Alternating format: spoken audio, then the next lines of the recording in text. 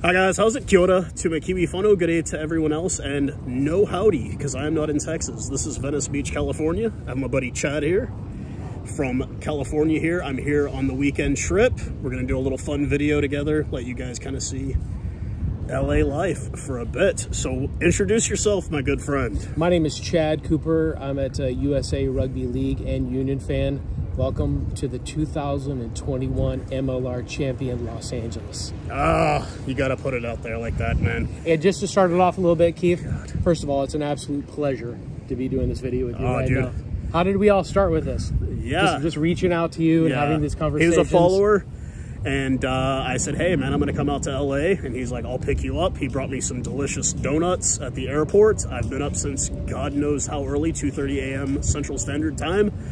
And we've been out here walking on Venice Beach, man, just kind of going down a bit of memory lane for me. He had never really been down here. That's kind of the whole thing about being in Southern California. It's so ginormous. Sometimes you don't even make it down to all the beaches because there's so many of them.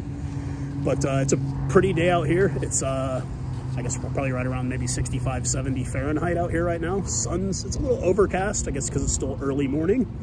And we're going to sit out here and talk about, so obviously, the first thing that comes out of the bio is we were supposed to join last year too.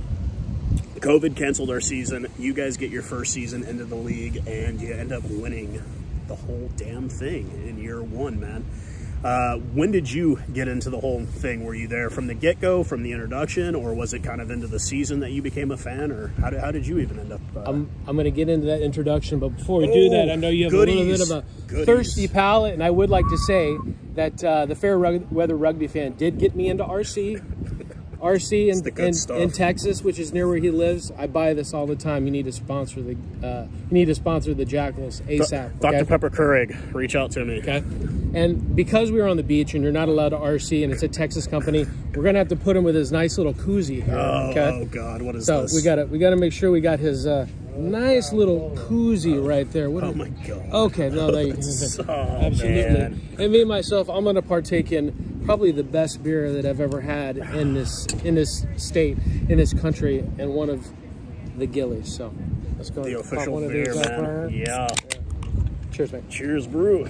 So yeah, let's talk about how you got into the program here and how you even got into the sport to begin with, man. I mean, it's Southern California, not really known for rugby as much, but yeah, how'd you get into rugby, man? Yeah, it's interesting. I lived in Australia for a while. Went to my first game. I went to go see the New South Wales Waratahs against the British and Irish Lions back in like 2001, right? I didn't know anything about rugby league. George Gregan. Yeah, exactly. Then, yeah. And, you know, I just lived in England. I was in Manchester for a while.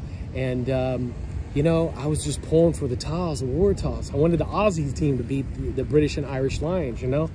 Even though my ancestry is all of those, Welsh, Scottish, English, and Irish, but I was pulling for the Tars. And so, yeah, I went to the game. I really didn't understand it. Back in 2015, I really got into rugby union and rugby league. I love both codes. And, you know, when MLR started, I really, you know, the very beginning, I wasn't aware of it so much. And then I really got into it. And to be fair with you, I mean, it's my favorite league in the world. I mean, there's no ifs, ands, or buts about how much I love Major League Rugby. And quite simply, it's ours.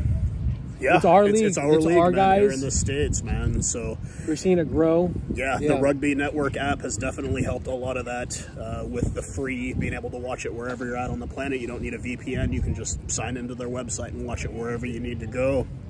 Shout out to the Rugby Network, man. You guys are just absolutely amazing, man. Free. I mean, there's no other sports league in this country. You're getting free videos, dude, by the way. So good. So for me, I actually got into it. I was there at game one in Houston for the very first game of this league, back 5 years ago now. God, it seems like a lifetime ago. And it is great to see how the league grew. When they put the team here in LA, you knew it was just a matter of time. I mean, this is Los Angeles. This is the biggest sporting market. You know, you have New York, LA, Chicago. Those are the big three in America. And it's cool to see it here. It's cool to see it. I'll definitely get some footage tomorrow for you guys. The Coliseum, man. How is that as a home field, man? How do you feel? Do you feel like you get the home field advantage there, definitely? Or is it just kind of awe-inspiring when you walk in? That's a very good question. I remember when they first said that they were going to be at the Coliseum, I had very mixed emotions. Mixed emotions because I know that, it was not going to be full all the time. Although the MLR championship, we did really well. I shout out to the Giltinis staff for putting all that together and getting so many butts and seats. But I love it. I mean, I went to the game against Utah at SoFi. It was okay. Shout out to Adam Gilchrist for making that happen, because there was a commencement. USC couldn't do it, but he pulled some strings. That man is a genius. But I think when you come to the Coliseum, you're going to see the sightlines are great. It's a gorgeous place to watch football. I love it, man. I really love it. It feels like home now. Right on. That trophy helped. Yeah, that definitely. So obviously 2 teams on the opposite end of the spectrum in the first season. You guys winning the MLR championship, going 7 weeks before you even lost a game. Here we are going into round 9, still winless. Not giving up hope on the team. It's just things happen. You got to get the right pieces in place. We'll do a lineup video a little bit later and kind of talk about that a little bit more. But let's talk about the rugby community in Southern California as a whole. Do you feel like it's very tight-knit? Does it feel like a family? Because in DFW, it definitely feels like a family in the rugby community there. Everybody kind of knows everyone. Yeah. And when you go, you see the same faces a lot. Do you feel like it's the same way here? Because I know you have a son that's also playing youth rugby locally here. Yeah, I do. I have 2 sons. Sean's playing for the U14s, and my son Colin. He started off at U10, and he's now playing U8s for Pasadena. Shout out to Pasadena Rugby Club. Good family, man. Just great people all around. You talk about a family environment. You know, I used to ref a bunch of the games. I also did a little bit of coaching as well. You know, rugby it's so foreign. I think the biggest selling point, we got so much to talk about. The biggest selling point with rugby in this country is the community aspect of it. It's the ethos of the game. It's all about, you know, smashing into somebody on the weekend, and then after the game having a beer with them, or an RC, or whatever it may be, a water, you know, sharing that type of thing. And I think that's so lacking in American sports now, you know, that we really pay homage to our opponents after a hard-fought battle. But I definitely think that it's a good community. I think it's growing. I think there is some work to do, and we just got to just introduce more people. Like with Pasadena, we got a lot of like kids that play football. And so, you know, they're getting involved in it. I'm sure it's the same for you guys. Yeah. It's it still seems like it's predominantly, at least where we're at, a lot of them, it's your parents weren't born here, and their parents are into it. But you are starting to see that next generation kind of coming up, where like my parents don't know a single thing about the game. Sam Phillips, the guy that I did an interview with, his parents, they don't know anything about rugby. Yeah. That was a great interview too. And he, you know, that's kind of like how, and I think that's the future of the sport here, is that you're going to have to grow it domestically. And you know, there's been the argument a bit, especially in the last couple of seasons in the MLR. We saw the departure of the Colorado Raptors, and the big reason they departed was because USA Rugby was not wanting to really put that many imports on the team. Well, the problem is we don't have enough domestic players of high talent to produce a good league. Does it bother me that there's so many imports? No, man. Like, give it 5 years. Give it 5 years, and these teams will be majority American kids. Trust me. It's going to take time, but we're planting the seeds by bringing in these imports. I'm with you on that 100%, especially on the import thing. That is no problem, man. I love it, just having good people in. I don't care. And it's cool because a lot of them come here and then they end up just wanting to stay. You look at like 2 of the key parts of your team last year, Adam Ashley Cooper, Matt Gateau. They live here. Like, they're out and about. You can follow them on social media. Adam Ashley Cooper, they're everywhere here. They have like blended into the society here, and they're providing useful tools and teaching to help the game grow here. And I don't mind that, man. Like, it's cool to see that, especially the teams here in Southern California seem to attract some of the bigger names in the sport. Obviously, San Diego right down the road here, you've got, you know, Bjorn Bassen, you've got Ma'anono. You're getting like some big names here that are getting attracted to the types. And I mean, look, it's beautiful. It's the beach. It's like that. And you can get that. It's a great selling point. But then also you look at the other teams in the league that are attracting big talent, guys like ATL, guys like Houston, guys like Austin, you know, and it's, for living in this country, it's a great way to bring in these imports. Let them see, hey, like, it's a great country to live in, but also teach our boys how to play the sport better. We're never going to get better if we don't continue to grow. And I think, obviously, the LA Giltinis are a perfect example of like the success that you can have if you just have the right coaching staff, the right players, everything. You know, they came in. This year, kind of an up and down season. You have 2 losses, 2 wins, 2 losses, 2 wins.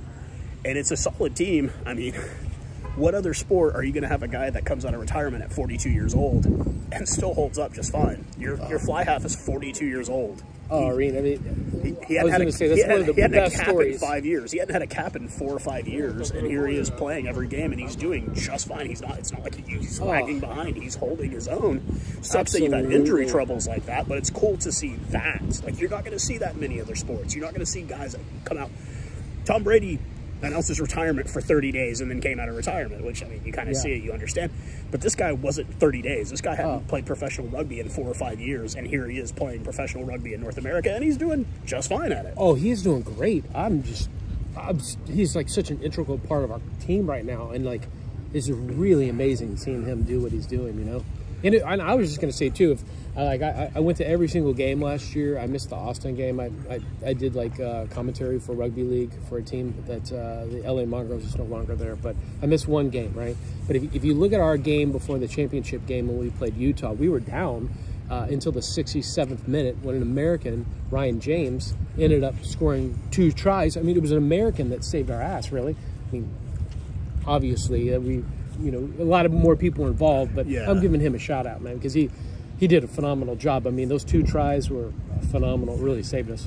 An American. Yeah. Well, I mean, in the last couple of weeks, the disappointment a bit with the Jackals not having any wins yet on the season, but, you know, the last 2 weeks, our first tries were both scored by an LA-born player, Eric Naposki. He's from this area. He's actually, moments ago before I started filming this video, he's right down the beach in Santa Monica. Like, I can literally see where he was at from where we're sitting. And he had one of the tries of the season, too, against San Diego. Yeah, absolutely so amazing. It's been, like I said, American guys are getting into the sport a lot more, and it's great to see it.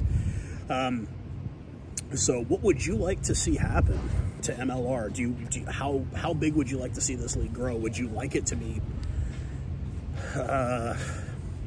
I kind of like, when I look at it, I want to compare it. I don't want to look at the NFL, MLB, NHL, because those are just massive leagues. Yeah.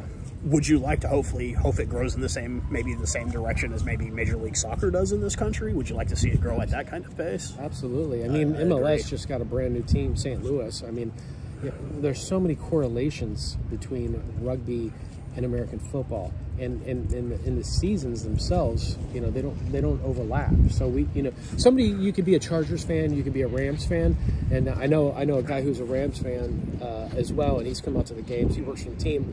Shout out to Boomer. He loves coming to games, man. We need to get more people like that. They're going to come out and enjoy the games, and it's the affordability of it. I mean, we got tickets, you know, that range all the way from $20 all the way up. It's the touch points, and I think the thing about MLR is really, you know, being a father. If I don't have a daughter, you have a daughter, but I was going to say, if I had a daughter, I would love for her to date an MLR guy. They're good guys. It's just such good men, gentlemen. It's also, I think, a lot of it, and this is probably something that you obviously didn't experience as much, but like the fact that 30 years ago these guys weren't getting paid. This was an amateur sport still. League was already pro, but union was still an amateur sport. A lot of these guys had day jobs, just like you and I do, and I think that ethos still kind of exists within rugby union. These guys are very, very blue collar at the end of games. It's not like, oh, run to the locker room. No, it's like come and hang out with the fans, take photos, sign balls, everything. That's like part of the game at the end of the game, is that you go and talk to the players. Players come up to you, they want to take pictures, everything. And that's like, I'll tell you who that really blows away the most, honestly, and from what I've seen, it's the American guys because it's like, dude, I feel like a rock star because like these people like want to. It's like, yeah, dude, you like, it's what. I just say it's what American sports have lost. These professional athletes in this country, and I get it. Like, look, you're a professional athlete. You're making millions a year. 100%. You don't want to put yourself in any type of negative situations. Yeah. But like, man, you don't need to put yourself up, like, because it's like these rugby players that will meet them, and even the import guys you meet them, they're like just normal dudes. They put their socks on just like you do. They just happen to be able to play a sport and make a living and do, you know, well for themselves and all of it. And it is kind of the old argument, does money ruin things? I mean, it can, but like, you know, like the thing that I think does kind of weird me out, I guess, about the MLR is that, you know, it's not territorial here. Like in New Zealand, you'll play for a pro team and then you'll play for the domestic, your next level down. Your club side will be close to that team. We don't really do that here yet. You don't have like, oh, I play for this zone and I play for this team. But I don't think you do that in any sports here in this country because we're a professional sports country, unfortunately. Amateur sports just don't do all that well here unless it's the Olympics, basically. And, you know, but in the same respects. You know, MLR, these guys, they're professional athletes, but they act like amateur athletes. They don't act like professional, you know, oh, I make millions. No, they act just humble as humble. You buy them a beer, you buy them a shot at the bar after the game, stuff like that. They're totally down. You want to take photos, chit chat about whatever. I've never met a rude rugby player. I've met some that maybe have like some bad personalities, but not like rude. You know, it's not like, oh, that guy's just mean. It's like, no, it's just sometimes just dudes aren't like as warm as others. But I think that's kind of the key too. Like, I don't want this league to grow too quickly, but I'd like to see it grow. I don't want it to grow too fast. Like, I think adding a team, maybe one team every couple of years helps. Chicago, St. Louis. I think St. Louis will probably be next, honestly. I think it's already been kind of discussed. I think just rumors. Yeah. I think St. Louis would be a good spot. The cities that I have in mind, I've done a poll on my YouTube here where I'd like to see, and it's like the two biggest ones always seem to be St. Louis and Miami. I'd love to see a team in Miami. It'd be great. It's perfect. I mean, they do have the crowd for it. I just don't think the winter time would probably be the best for them. But although they wouldn't hold a game until Toronto. Toronto was holding its first home game today, and the weather looked perfect. Looked perfect there at Lions Stadium. And they're in playing York. so good. They're playing so well right now. Now that especially that they're back home, it's good for them. They hadn't had a home game, I think, in like 800 days, so it was good for them to be able to come back home and play in front of their crowd. But yeah, I'd like to see St. Louis add a team. I'd like to see Chicago would be great. Miami would be great. I've even thought on the Western Seaboard here. We had the game in you guys played against Toronto and Langford, BC, right? BC, yeah. I mean, Vancouver would be a good spot. I mean, huge position. NorCal has a huge rugby community. San Francisco, why don't we have a team in San Francisco? I mean, I know it's kind of I think we get to certain places, it's also a real estate issue because it's kind of expensive and where are you going to be able to play a game at? But it seems like even in a place like LA, using the Coliseum, absolutely massive venue, but they've made it work. In Texas, where we're playing in an old baseball stadium, 36,000 seats. They make it work. They've adjusted things, they make it work. And then you get, kind of the opposite end of that. I heard San Diego is actually getting their own stadium built. So it's going to be where the San Diego State football team. Oh, wow. So they're going to use that stadium as well. And it's like the league is making it work. They're figuring out venues that will work for everyone. And that's what I like to see. You see everybody's getting, there's no question. I think New York had a little bit of issue this year, and that's how they ended up out in Hoboken, New Jersey, was because their stadium was being redone, I believe. They were playing in a baseball stadium. But even like the NOLA Gold, they're playing in an old AAA baseball stadium that they've completely converted out to make theirs. Gold Mine? In Metairie, Louisiana, right there. And it's cool to see that. It's cool to see that that's where the league is going. We're not having to worry about these high, and we're also getting owners that understand that, like, hey, look, you're not going to make $1 million doing this yet. Thank you to the owners. Man. Yeah, like I would thank every single one of them. Yeah, because personally, they're the only reason that this is even happening right now. Thank you so much. Is because the ownership you've gotten the right ownership in, and these are owners that understand this is going to take a while to develop. And it'll get there. I think as more fans, I think Heineken Meyer has said it. I think even Carlos Spencer said it. It's like, there's 320 million rugby fans in this country. They just don't know it yet. That's the best saying in the world, isn't it? And it's because it's true. You get Americans into it, and once they figure out the sport and they realize, wow, and it's like, it's one of the, we live in this time where everything wants to be inclusive. You want to talk about an inclusive sport? Find me a sport where a 5'7" guy and a 6'8" guy are on the field at the same time. Yeah, absolutely. You don't see that in sports, and it's like, it's a sport for everyone. It's for men, women, everything, like everybody can play. You have the touch leagues for the little kids all the way up to tackle, and they teach you how to tackle properly. And they teach you how to tackle properly, and it's you talk to any American guy that's made the code switch, they'll all tell you, like, man, this is like the greatest. All the American guys I ever interviewed, you've seen the two that I've done with the American boys, they're like, dude, this is like the funnest sport ever. And you know what? If you've never given it a try, man, yeah, dude, even if you don't want to play, like, watch. It's just absolutely fun. It's, you want to take the family out to a game. These are guys that aren't, like, cussing in front of your kids constantly. Now, they might be out on the pitch doing it a bit, but, like, it's not like...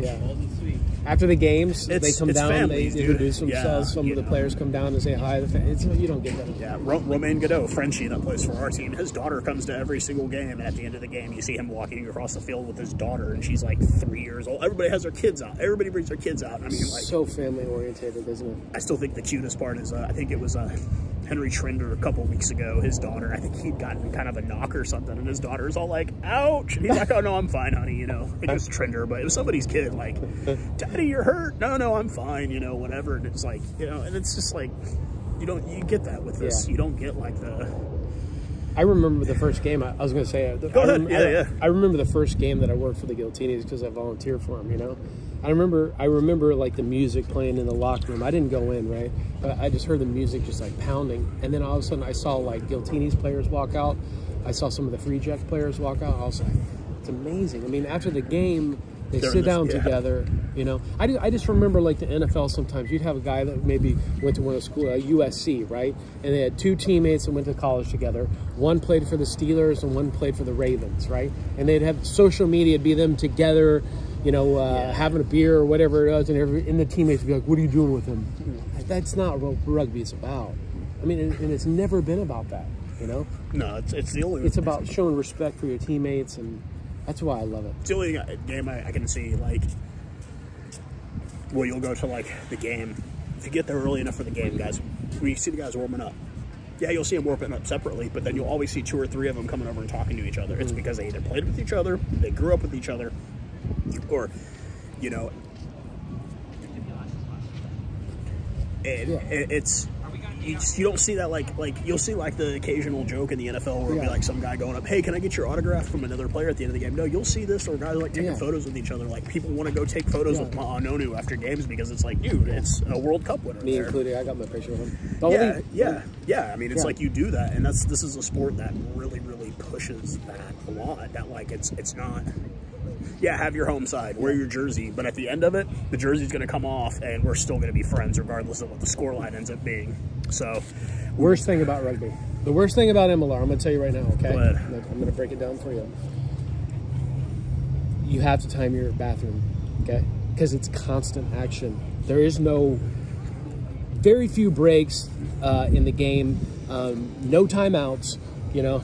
You got to make sure that you time the bio break correctly, and I say that tongue in cheek because it's just constant action. You know, once the whistle blows, it just keeps going and going and going. I bought a fire stick for a bar that I go to a lot. It's called Robusto's in Arcadia, and I played a lot of the games, and and they're watching it, and I get so many questions from the Americans. I just start to watch it, and they start asking me, what's going on? And everyone, I don't know about you, Keith, but I've never had anybody go, rugby sucks, man.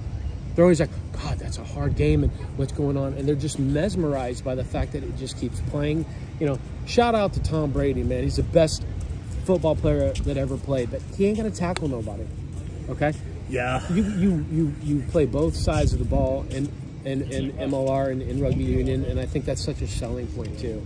Everybody can score. Everybody can put points on the top. Everything. It doesn't matter if you're the shortest, slowest guy on the team. You can still put points on the board, and that's kind of a big selling point too. Is that you don't have to be the quarterback, wide receiver, running back to be a star in this league. You can be a star at any single position on the field. You can be, you know, like you've got guys that, you know, they're the best player on the team is a flanker. It's a guy that plays one of the forward positions. You've got guys that the best guy on the team is on the front row. The big fat guys in the front. Those are your best players. You know, and it's not typical, like it's not unheard of to see that being like a world-class player being not somebody that scores the most points, the world-class player being the guy that, you know, gets the most tackles in a game or is able to catch the most balls in a game, that kind of thing. So, you know, you can't knock it. It's a great sport. It's totally inclusive. And, yeah, I think it's, my one gripe that I probably have about Major League Rugby, some of the rule variations bother me a bit. The scoring the try under the post and it automatically being 7 points. No, I want to see the kick be made because you'll see guys miss from the front. I love it, man. I need it to be, you need to kick. Probably that. I'm not really too keen on the 22-meter line out, the drop where you do the drops from the line out. Bring the scrum back. Do a scrum at 5 meters. Do that. Keep that whenever you have that. Disagree. But outside of that, no, and I get why they have these variations in the game because that's the thing about rugby union, is it's constantly evolving as a sport. There's always different variations being added every year, and they'll try stuff. If it doesn't work, they get rid of it. If it works, they keep it. And this is also the first season from MLR where we've had TMOs at every single stadium. Oh, that's been huge. And that has been, now, has it driven me crazy? Yeah, we've had a few refs that run way too many TMOs in a game, but that's fine. That happens, and hopefully they'll fix the microphone issues, because I want to hear both when they're having the conversation. Sometimes you can only hear one or the other. But this is a growing league. Like I said, this is a growing sport in this country. It's only going to get bigger. You know, we keep getting the clickbait, it seems, every once in a while of a World Cup being held here. It's going to happen in my lifetime. I might break every record that's ever happened. I might be in my I might be in my 50s when it happens, but it's going to happen here. And I'm telling you, people, it's going to be the biggest thing. You don't understand. Like, I've explained it in other videos. I live within an hour drive of 3 stadiums that can seat 100,000 people. Three. Within that same drive, there's another 3 or 4 that can seat anywhere between 30 and 60,000. We've got the stadiums for it. If we held a World Cup in this country, it would be the biggest World Cup ever on the planet. Ever. You have no idea. Now, would they fill the stadiums? Who knows? But as long as the sport's growing, as long as the MLR keeps going, it's going to continue to grow the sport. Right now, we're at 3,000, 4,000 being big crowds for the game. I'd like to see that go up to 25, 30,000. I'd like to see those numbers being at like that Division II, Division III collegiate level, that 20,000, 25,000, and then go up from there. Go up to where you have to have 50, 60,000 seats. That would be absolutely amazing. That would be massively huge. Now, the problem with that is we're a ways away from that point. Unfortunately, we are a ways away from that. But we're getting there. We're doing it. MLR is doing it right. And that's the one thing I think we can all agree on, is that the MLR is the right way for the sport to grow in this country. But there's been many other things. We had pro rugby before this. It didn't last, and the reason was it just wasn't organized correctly. MLR is being organized correctly. Yes. The front office there in Dallas is doing the right thing. Having the rugby network be free for everyone, it promotes the sport, not just domestically, but internationally. Having these games broadcast for free, bringing the talent that we're bringing in over to this league. This is becoming a viable option for a lot of players overseas now. If you want to come to America and live the American life, come and play rugby here. Well, we welcome you. Yeah, we'll welcome you with open arms, man. I don't care where you come from. Just you want to come, we'll love you. Like it is a melting pot. Let me ask you a question. So one thing that I've noticed, being a huge South African fan that you want another one? Okay. One thing that I noticed is like how Southern Hemispheric, is that the right word? Yeah. Hemispheric base that MLR is, okay? Now I'm going to tell you something. That's a great thing, okay? Some of these guys like Giteau and Adam Ashley Cooper, you know, they're bringing this Southern Hemispheric type of rugby, which I find to be more ball in hand rugby, not a lot of the Northern Hemispheric rugby, which is more kicking. Yeah. I think that's great. So like the rule variations about the automatic 7, come on, let's get on with it. I mean, what are the chances you're going to miss it? It's, you know what I mean? Yeah. I like that. And then, you know, I'm a huge rugby league guy. So like, you know, it started with the 40-22. And or started with the 40-20, sorry, and then now we have the 50-22. It really spreads the games out, the game out a little bit, and I like that attacking rugby, and I like the goal line dropout personally. I think it just. It was a variation that they tried in Super Rugby a few years back too, and I don't know if they I don't think they kept it. Everyone's doing it. You talk about like the whole Southern Hemisphere thing. Obviously, yes, a huge Springbok supporter. I loved the original Super Rugby when we had the South African, Argentinian, New Zealand, Australian teams in it. Obviously, that went away. Now you've got the URC, where South Africa pretty much just dominates with that, it seems now, which we all saw coming anyways once games got moved to South Africa. But like, that's and I tell a lot of, you know, any of you guys that follow me, any of my South African rugby players that follow me, I've sent you the same message every time. You're coming here and you're planting the seeds for the sport to succeed. So I'm very thankful for every any international rugby player that comes and play here in this country. I'm very thankful you're planting the seeds of success in this country. Now, as far as the whole Southern Hemisphere thing, I just think our American playing style, like our sports that are big here, which is obviously American football, it does better with that style. It's that slow grind kind of style. It's the running with the ball, that kind of thing. Because the kicking style doesn't really make a lot of sense, because unless you're a kicker on an American football team, you don't kick. So it's like, it's good to have like, and that's why I'm glad that the Giltinis are a perfect example of it. That is an Australian style team. They won the cup last year playing Australian style rugby, and that's good. You know, you see the teams. I've already kind of done a little rant about why I think the Jackals suffered. It's because they try to play English-style rugby, and this is a league that is dominated by Southern Hemisphere rugby. You look at ATL. ATL plays like a South African team. Houston plays like a South African team. Austin plays like a New Zealand, Australian team. Giltinis play like an Australian, kind of a Pacific Island now team quite a bit too. Yeah. And even Seattle kind of has like a blended style. They have a bit of that Southern Hemisphere flair, but they also have a very big basis on defense, kind of that Northern European. It's because the coach being Irish probably doesn't hurt. Yeah. But it's like, that's kind of the other thing, is that, you know, not only did you guys lose Adam Ashley Cooper, you lost your coach. He's now coaching the Waratahs in Australia this year. You've got a new young coach in there. I believe this might be his first head coaching job. Steve Wells, yeah. Yeah, and your assistant coach is actually one of your starting players. Yeah. Your starting fly half was another assistant coach.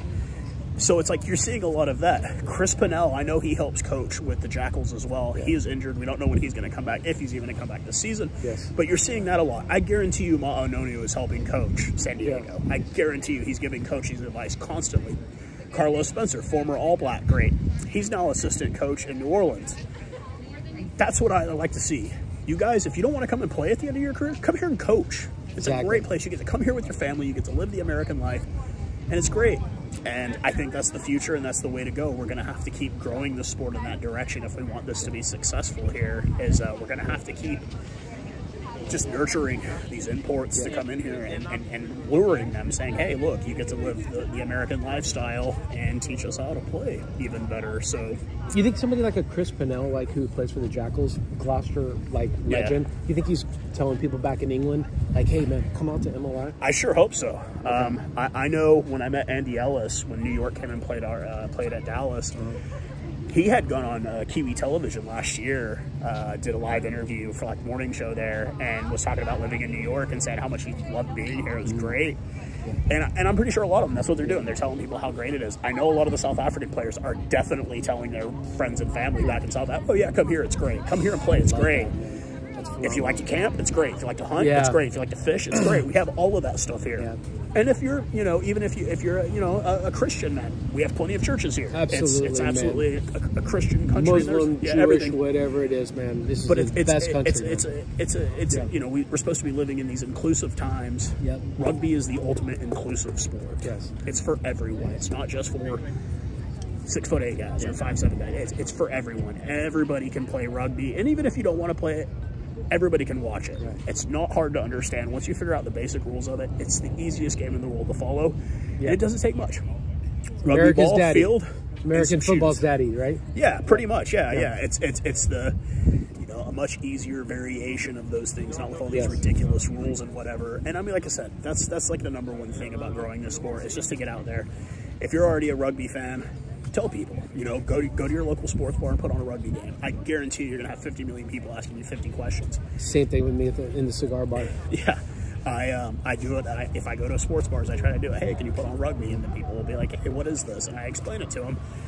And like I said, what he said earlier, you'll never have somebody say this game sucks. Nobody will ever say that. They might say that about soccer, they might say that about cricket, but they're not going to say it about rugby, you know, like because it's like, it's got something for everybody. If you want to see fast runs, they've got it. If you want to see people get folded with hard tackles, oh yeah, you're going to see plenty of that, you know. And after that folded with the hard tackles, I reach down and help them back. Yeah, I mean, you know, yeah, or sometimes you get the it gets a little chippy sometimes. the incident a couple of weeks ago with Seattle where they're locked. Manu Samoa, like, absolutely levels our fly half, and it's like picking his lifeless body up off the pitch, trying to get him back on his feet.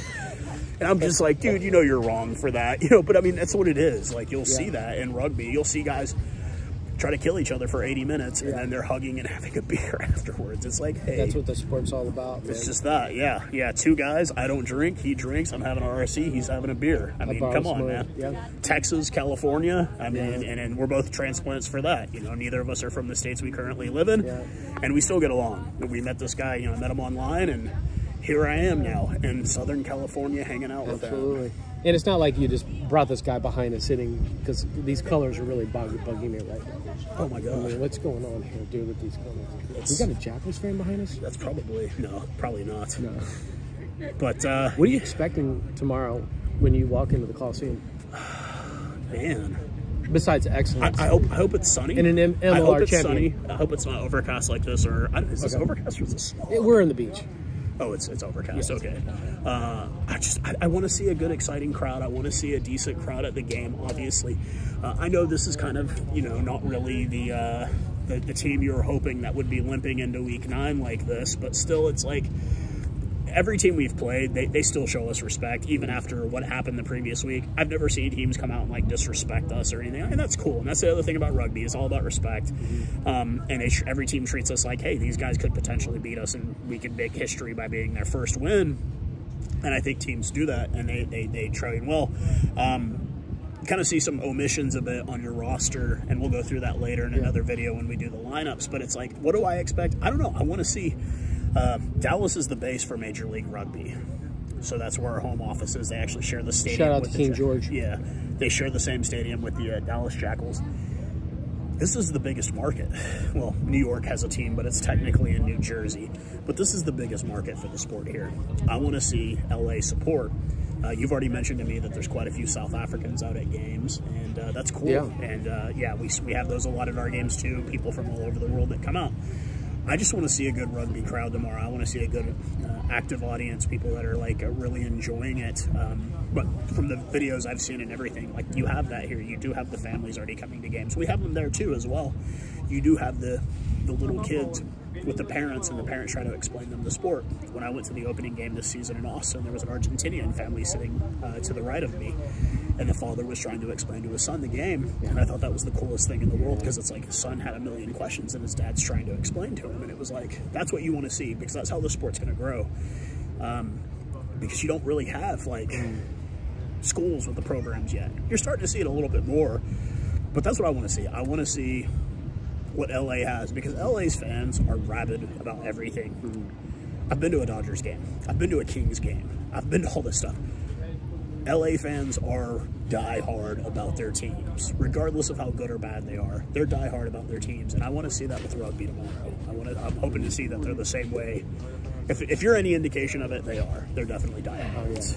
Well, one thing that I mean, when I was at the game and I'm volunteering, I'm working, one gentleman came up to me and he said to me, just a matter of fact, he said, you know what makes me love rugby, loves the Giltinis?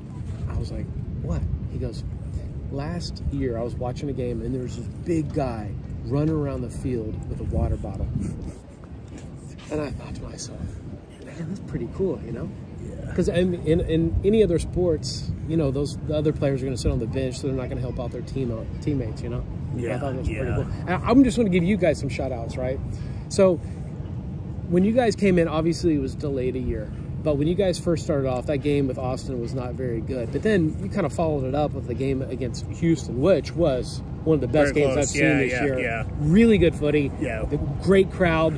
And then the game against San Diego, where we almost came back. Oh, almost came back. Yeah. And then here's me, Jackals, taking them in Super Brew, constantly just getting thumped, man. I kept going with you guys. I kept thinking, this is going to be the game.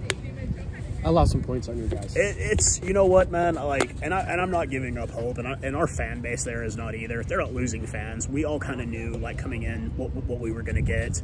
Shout out to the Jackals. We were not expecting Giltinis results. We kind of knew that coming in. Even a lot of us, especially in the Texas rugby community, after that first round, a lot of us had already sold Austin on winning the whole shebang-a-bang. Obviously, they've kind of a couple of two bad losses in a row here, and it's kind of opened up. You've looked over at the East, and that whole division, that whole Eastern division has gotten strong quick. You have ATL, New England, New York, all just taking over. Toronto's finally starting to get something going there. I know, big time. And then you look over at the West, and it's a bit in disarray. Like your top teams are going to be Austin, San Diego, and Seattle. Big win last night at Utah. Yeah, San Diego and Seattle are the three teams in the West that everybody, and then 2 points just below them are, Houston and, who's the other team that's just below them? Houston and, it's just out of the playoff hunt.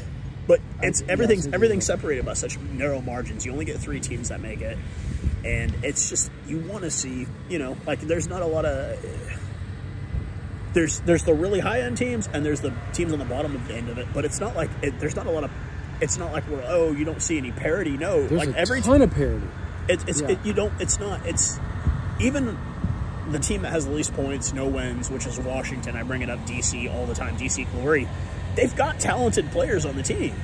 Every team has talented players. It's just like, hey, do you have this, or this? Well, obviously, they're in the same boat as we are. They don't have a head coach now. They let their head coach go this last week. Ours was because we just couldn't get a visa for our coach to come over from Australia. I'm hoping in the offseason we obviously will get this fixed out and figured out. But it's, you gotta also look at the ownership group with LA and Austin. It's the same guy. It's Gilchrist that owns both teams. 2 years ago, Austin didn't win a single game. They were terrible. They didn't win a single game the whole season. They went like a year and a half without winning a single game. And now they're one of the better teams in the league. And that's how much a season can change a team in this league. You don't need 5 years to rebuild. You can rebuild in an off season like that if you just get the right coach in. And that's why I'm not, I know that Jackals won't always be like this. They're going to get better. They're going to have better things. They're going to have all this. But it's also just the fact that, like, the league doesn't give up on those bottom teams. They don't give up on them. You don't get like you don't have like a Cleveland Browns situation where you have a team that's at the bottom for years and years and people just quit caring. No, like the teams that were at the bottom. DC was not a bottom end team last year. They were one of the better teams in the league, and now they haven't won a game yet, but it's going to happen. I mean, we all kind of expected the Giltinis to come out. People knew because you lost a lot, obviously losing your head coach, losing some of your key players, but then you gained, probably the best loose forward America has at this time, Honko Hermesais. You gained him coming here, and he's had a hell of a season so far. Not dressing tomorrow, unfortunately. And then you get like a Canadian like DTH Van der Merwe, who's come here, obviously injured this year, was absolutely great last year, was one of the key components of you guys winning it all. And that's all it takes. It just takes one or two guys, and you can turn your team around overnight. It's not like it's not like the NFL. Like, you don't have to rebuild completely a team. You can add 3 or 4 key pieces, and it turns your team around overnight. Like a Sam Harris, Mark Gerard at Austin. I mean, it's really just a cultural change, and that, what they brought into it. I urge every single person to watch Inside the Scrum with the Austin Giltinis. Oh, it's a great series. It's such a good series, man. That's what we need. So let me ask you a question, right? So we have like Eric Napolsky, Chad London, like an Alex Tucci. What do we do to make them household names in the Dallas area? Oh man, and all the other players. That's a tough one, especially in Dallas, just because like you haven't ever been there. Like it's a tough market, man. I mean, it's. What about Friday Night Lights, all the football? I mean, that's it. If you play football in Texas, it's easy. Like, North Texas, man, is a huge sporting market. We have every single team from every league. We've got NHL, NBA. We got everything in DFW. Yeah. We've got WNBA. We've got it all, man. We've even got the second division. We've got AAA hockey. We've got everything there, and it's really hard. It's a packed market, and I think the problem is that, like, because it is such a football-heavy market, are we going to be able to get marketable stars like that? I mean, yeah, it would be cool if we could, but I also don't want guys like Alex Tucci to become like Dak Prescott.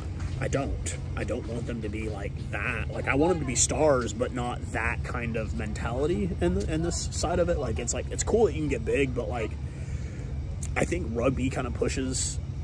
It doesn't push that like superstardom. Like, how many the team, how many rugby players in the world make over $1 million a year? Not many. There's like less than 10. I think it's all right at 10. No, he doesn't. No, he's in New Zealand, I think. Owen Farrell. Owen Farrell probably does. I know Andre Pollard was like the highest paid at one point. Ibn Etzebeth was one of the highest paid at one point. I mean, and they're all guys that don't play in their own countries. Yeah, I think New Zealand's cap is like, I think 750 or 600. That's as most as they can make playing in New Zealand. Obviously, you make more through promotions and sponsorship and stuff like that. But it's like, you gotta. I mean, it would be cool to see American rugby players in like a Nike commercial or an Adidas commercial or something like that. Yeah, of course, it's going to happen eventually. It's going to happen. Yeah. I think that kid that's going to do that is probably either in high school right now or middle school right now. Yeah. That's going to be that first face of American rugby. Yes. And when we get it, it's going to be awesome because it's going to be an American-bred player that grew up playing here and plays here. The only problem I see with it, though, too, is also, like, our best soccer players don't play here. They go to England to play. They go to, you know, to the Bundesliga, the Premiership, that kind of thing. And that's going to continue to kind of be the case for Major League. You just got Joe back from, where was he? Was he playing for He was in France. Or was he in France? Okay. Yeah. He was at Worcester before. Yeah, I followed him religiously. Yeah, so, and then Gallagher Premiership. Paul so Lasicki came back to Utah, the former Chicago Bear. From the Harlequins. He didn't get a whole lot of playing time there. No.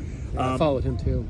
I'd like to see AJ McGinty come back. He's playing with the Sharks right now. He's playing with the Sharks. I'd like to see him come and play here. I think he just had a daughter too. Yeah, great place I'd like to see raise him come and play here. California. Yeah, it's warm. You know, I'd like to see those guys come back over. Is it going to happen? Probably not, because they're making enough coin playing overseas. And that's something that I think also hurts our domestic rugby team too, is that we have so many guys playing overseas. Yeah, but I like that because those guys are over there making a name for the sport here. Those guys are over there playing their trade if they're able to keep up. I mean, we all saw Todd Cleaver, former USA Eagle. He was the first American-born player to play in Super Rugby. He played for the Lions down in South Africa. Cool. Right on. You know, like, that's what I'd like to see. I'd like to see... I want the MLR to get bigger, but I also just want rugby to just get bigger in general. Yeah, I think he's from around here. I think Todd Cleaver's from Southern California somewhere, but... We just have to have one rule for all the players that come here, right? This has got to be the MLR rule, right? If you're single, you have to meet somebody in this country, and you have to have a child. Okay? So that our national team will be of blood. In 18 to 20 years, we're winning World Cups, bro, right? Yeah, because we can't do it the Scotland way. We can't have the South African U20 as our national team in 10 years. It's okay, though. But, yeah, so my battery's about to die, so we probably need to wrap this thing up, man. Of the day? Yeah, definitely. A couple of these today. Oh, yeah, definitely, man. Dude. But we'll hit you guys back. I knew this was going to happen. I knew we were just going to start chatting, and it was going to be like for a long time. Oh, man. Oh, man. Cheers, bro. Cheers, bro.